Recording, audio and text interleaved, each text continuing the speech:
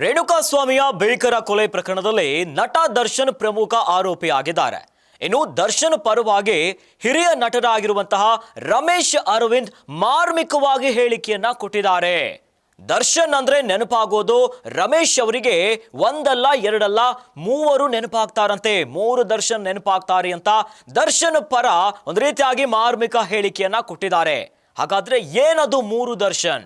ಈ ಕುರಿತಂತೆ ಒಂದು ಬ್ರೇಕಿಂಗ್ ನ್ಯೂಸ್ ಲಭ್ಯವಾಗ್ತಾ ಇದೆ, ಗಮನಿಸ್ತಾ ಹೋಗೋಣ.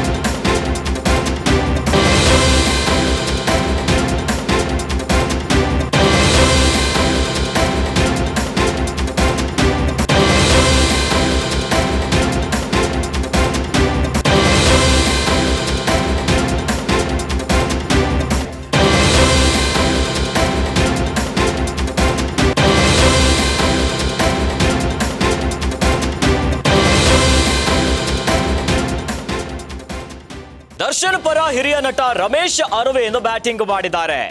ಮೂವರು ದರ್ಶನ್ ಇದ್ದಾರೆ ಅಂತ ರಮೇಶ್ ಅರವಿಂದ್ ಹೇಳಿದ್ದಾರೆ. ಇಷ್ಟು ದಿನ ದರ್ಶನ್ ಬಗ್ಗೆ ನಾನೆಲ್ಲೂ ಮಾತನಾಡಿರಲಿಲ್ಲ. ದರ್ಶನ್ ಅಂದಾಕ್ಷಣ ನೆನಪಾಗೋದು ಸೂಪರ್ ಸ್ಟಾರ್ ದರ್ಶನ್ ಅಂತೆ. ವೀಕೆಂಡ್ ವಿತ್ ರಮೇಶ್ ಚೇರ್ನಲ್ಲಿ ಕೂತಿದ್ದ ದರ್ಶನ್ ನೆನಪಾಗ್ತಾರಂತೆ. ನಿನ್ನೆಯ ದರ್ಶನ್, ಇವತ್ತಿನ ದರ್ಶನ್, ಇನ್ನು ನಾಳೆಯ ದರ್ಶನ್, ಮೂರು ಜನ ದರ್ಶನ್ ಅಂತೆ. ನಿನ್ನೆಯ ದರ್ಶನ್ ಸ್ಟಾರ್ ಆಗಿ ನಾವೆಲ್ಲರೂ ಕೂಡ ನೋಡಿದ್ದೀವಿ ಅಂತ ಹೇಳಿದ್ದಾರೆ. ಇವತ್ತಿಗೆ ದರ್ಶನ್ನ ಇಂಥದ್ದೊಂದು ಪ್ರಕರಣದಲ್ಲಿ ನಾವು ನೋಡ್ತಾ ಇದ್ದೀವಿ. ಬಹಳ ಮುಖ್ಯವಾಗಿ ನಾವೆಲ್ಲರೂ ಕಾಯ್ತಾ ಇರೋದು ನಾಳೆಯ ದರ್ಶನ್ ಅನ್ನ ನೋಡ್ಲಿಕ್ಕೆ ಅಂತ ರಮೇಶ್ ಅರವಿಂದ್ ಹೇಳಿದ್ದಾರೆ. ದರ್ಶನ್ ಹೊರಗೆ ಬಂದ್ಮೇಲೆ ಮತ್ತೆ ಸ್ಟಾರ್ ಆಗಿ ಕಾಣಬೇಕು ಅನ್ನೋ ಆಸೆ ಇದೆಯಂತೆ. ಜೈಲಿಂದ ಬಂದ ದರ್ಶನ್ ಬದಲಾಗಿ ಬದುಕೋದನ್ನ ನೋಡ್ಬೇಕಂತೆ. ದರ್ಶನ್ ತಪ್ಪು ಮಾಡಿದ್ರೆ ಅದು ತಪ್ಪೇ, ಪರಿಚಿತ ತಪ್ಪು ಮಾಡಿದ್ರೆ ತಪ್ಪಲ್ವಾ ಅಂತ ಪ್ರಶ್ನೆಯನ್ನ ಇಟ್ಟಿದ್ದಾರೆ. ದರ್ಶನ್ ಬಗ್ಗೆ ಮಾರ್ಮಿಕವಾಗಿ ಮಾತನಾಡಿದ್ದಾರೆ ರಮೇಶ್ ಅವರು. ಇನ್ನು ದರ್ಶನ್ ಫ್ಯೂಚರ್ ಬಗ್ಗೆ ಕೂಡ ಮಾತನಾಡಿದ್ದಾರೆ ರಮೇಶ್ ಅರವಿಂದ್. ದರ್ಶನ್ ಬಗ್ಗೆ ಹಿರಿಯ ನಟ ರಮೇಶ್ ಅರವಿಂದ್ ಹೇಳಿಕೆಯನ್ನ ಕೊಟ್ಟಿದ್ದಾರೆ. ರೇಣುಕಾಸ್ವಾಮಿ ಕೊಲೆ ಪ್ರಕರಣದಲ್ಲಿ ಪ್ರಮುಖ ಆರೋಪಿಯಾಗಿ ನಟ ದರ್ಶನ್ ಇದ್ದಾರೆ.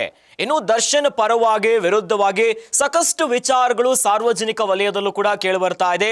ಇನ್ನು ಚಿತ್ರರಂಗದ ಅನೇಕ ನಟ ನಟಿಯರು ಈ ಕೊಲೆ ಪ್ರಕರಣದ ಬಗ್ಗೆ ಸಾಕಷ್ಟು ಮಂದಿ ಹೇಳಿಕೆಯನ್ನ ಕೊಟ್ಟಿದ್ದಾರೆ. ಇವೆಲ್ಲದರ ನಡುವೆ ದರ್ಶನ್ ಪರ ಹಿರಿಯ ನಟ ಆಗಿರುವಂತಹ ರಮೇಶ್ ಅರವಿಂದ್ ಬ್ಯಾಟಿಂಗ್ ಅನ್ನ ಮಾಡಿದ್ದಾರೆ. ಅದು ಮಾರ್ಮಿಕ ಹೇಳಿಕೆಯನ್ನ ಕೊಟ್ಟಿದ್ದಾರೆ. ನಟ ದರ್ಶನ್ ಅನ್ನೋಕ್ಕೂ ನೆನಪಾಗೋದು ಒಂದಲ್ಲ ಎರಡಲ್ಲ ಸೂಪರ್ ಸ್ಟಾರ್ ದರ್ಶನ್ ಅನ್ನೋದರ ಜೊತೆಯಲ್ಲಿ ಮೂರು ಜನ ದರ್ಶನ್ ನೆನಪಾಗ್ತಾರಂತೆ. ಆ ಮೂರು ಜನ ಯಾರು ಏನು ಗೊತ್ತು? ವೀಕೆಂಡ್ ವಿತ್ ರಮೇಶ್ ಚೇರ್ನಲ್ಲೇ ಕೂತಿದ್ದಂತಹ ದರ್ಶನ್ ನೆನಪಾಗತ್ತಂತೆ ಅವ್ರಿಗೆ. ನಿನ್ನೆಯ ದರ್ಶನ್, ಇವತ್ತಿನ ದರ್ಶನ್, ಇನ್ನು ನಾಳೆಯ ದರ್ಶನ್ ಸೇರಿ ಮೂರು ಜನ ದರ್ಶನ್ ರಮೇಶ್ ಅರವಿಂದ್ ಅವರಿಗೆ ನೆನಪಾಗ್ತಾರಂತೆ. ನಿನ್ನೆಯ ದರ್ಶನ್ ಅಂತಂದ್ರೆ ಸ್ಟಾರ್ ಆಗಿ ನೀವು ನೋಡಿರುವಂತಹ ದರ್ಶನ್. ಇವತ್ತಿಗೆ ದರ್ಶನ್ ಇಂಥದ್ದೊಂದು ಪ್ರಕರಣದಲ್ಲಿ ಸಿಲುಕಿರುವಂಥದ್ದು ಕೂಡ ನಾವು ಇವತ್ತಿನ ದರ್ಶನನ್ನ ನೋಡ್ತಾ ಇದ್ದೀವಿ. ಆದರೆ ಬಹಳ ಪ್ರಮುಖವಾಗಿ ಅವರು ಕಾಯ್ತಾ ಇರುವಂತಹ ದರ್ಶನ್ ಯಾರು ಗೊತ್ತಾ? ನಾಳೆಯ ದರ್ಶನನ್ನ ನೋಡ್ಲಿಕ್ಕೆ. ದರ್ಶನ್ ಹೊರಗೆ ಬಂದ್ಮೇಲೆ ಮತ್ತೆ ಸ್ಟಾರ್ ಆಗಿ ಕಾಣಬೇಕೆನ್ನುವಂತ ಆಸೆ ಇದೆಯಂತೆ ಹಿರಿಯ ನಟ ರಮೇಶ್ ಅವ್ರಿಗೆ. ಜೈಲಿಂದ ಬಂದ ಮೇಲೆ ದರ್ಶನ್ ಬದಲಾಗಿ ಬದುಕನ್ನ ಸಾಗಿಸ್ಬೇಕು, ಇವೆಲ್ಲವನ್ನ ನೋಡಬೇಕು. ಒಂದು ಪಕ್ಷ ದರ್ಶನ್ ಎಲ್ಲಾದ್ರೂ ತಪ್ಪು ಮಾಡಿದ್ರೆ ಅದು ತಪ್ಪೇ ಅಂತ ಹೇಳಿದ್ದಾರೆ. ಹಾಗಾಗಿ ಪರಿಚಿತರೆಲ್ಲಾದ್ರೂ ತಪ್ಪು ಮಾಡಿದ್ರೆ ಅದು ತಪ್ಪಲ್ವಾ ಅನ್ನೋ ರೀತಿಯಾಗಿ ಪ್ರಶ್ನೆಯನ್ನ ಕೂಡ ರಮೇಶ್ ಅರವಿಂದ್ ಅವರು ಎತ್ತಿದ್ದಾರೆ. ಈ ರೀತಿಯಾಗಿ ಮಾರ್ಮಿಕವಾಗಿ ಮಾತನಾಡಿದ್ದಾರೆ. ದರ್ಶನ್ ಫ್ಯೂಚರ್ ಬಗ್ಗೆ ಹಿರಿಯ ನಟ ರಮೇಶ್ ಅರವಿಂದ್ ಮಾತನಾಡಿದ್ದಾರೆ.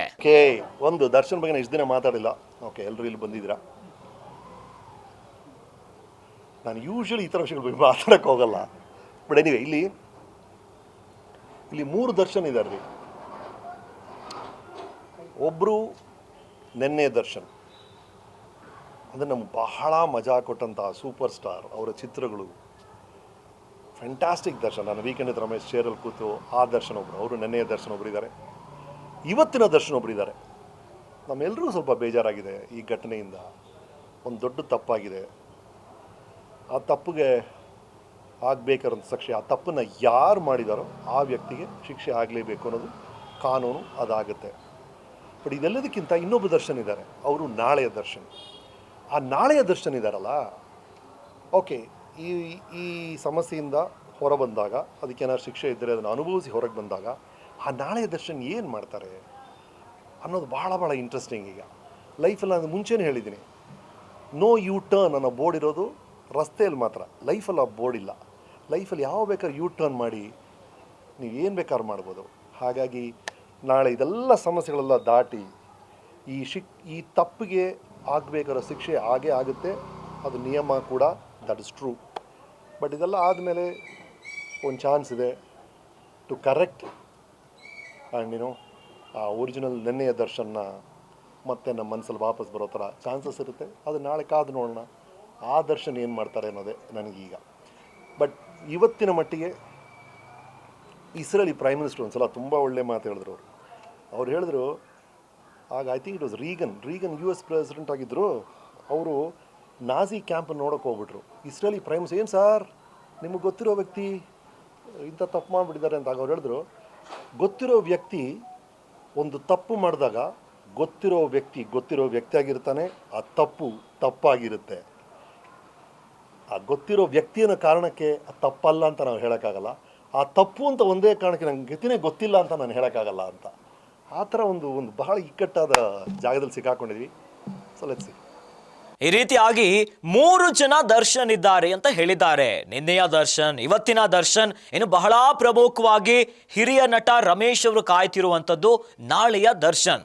ಒಂದು ಪಕ್ಷ ಈ ಪ್ರಕರಣದಲ್ಲಿ ದರ್ಶನ್ ತಪ್ಪು ಮಾಡಿದ್ರೆ ಅದು ತಪ್ಪೇ, ಆದರೆ ನಾಳೆ ದರ್ಶನ್ ಜೈಲಿಂದ ಹೊರಗಡೆ ಬಂದ ಮೇಲೆ ಏನು ಪ್ರಕರಣ ಆಗ್ತಿದೆಯಲ್ಲ, ಇವೆಲ್ಲವನ್ನ ಭೇದಿಸಿ ನಾಳೆ ಹೊರ ಬಂದ ಮೇಲೆ ಮುಂದೆ ಅವರ ಜೀವನ ಚೆನ್ನಾಗಿರಬೇಕು, ಮತ್ತೆ ಅವ್ರನ್ನ ಸ್ಟಾರ್ ಆಗಿನೇ ನೋಡಬೇಕು, ಈ ರೀತಿಯಾದಂಥ ಆಸೆ ಇದೆ ಎನ್ನುವುದನ್ನ ಹೇಳಿಕೆಯ ಮೂಲಕ ರಮೇಶ್ ಅರವಿಂದ್ ಹೊರಗೆ ಹಾಕಿದ್ದಾರೆ.